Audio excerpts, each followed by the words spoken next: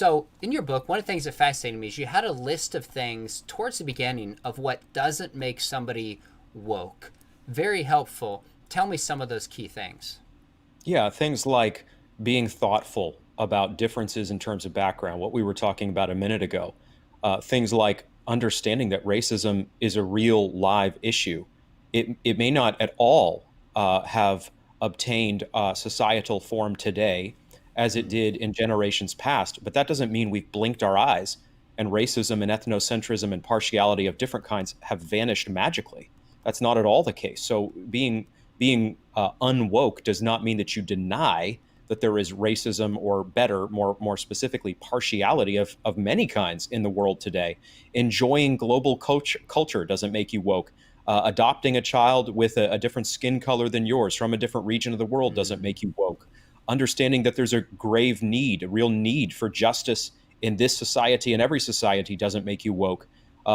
Grieving the death of image bearers who die in police confrontations or something like this, whether they're police who die or whether they're citizens who die, doesn't make you woke. I could go on, but mm, having my broader point, Sean, is that overall having a heart for issues of justice and fairness and what the just society is and lifting people up out of poverty and all sorts of different things we can talk about coming together from different backgrounds, that is in no way wokeness acting.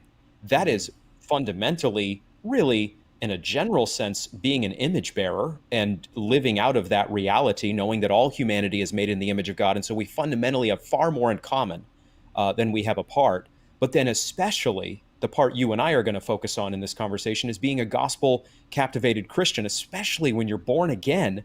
All of the preceding matters I was just listing out, I think, are basics to biblical Christianity. It's mm. not an extra credit version. You should be concerned about learning from people different from you. You should want to oppose partiality of every kind. You should want a society that unleashes more human flourishing than what we currently have. None of those commitments are in any form woke.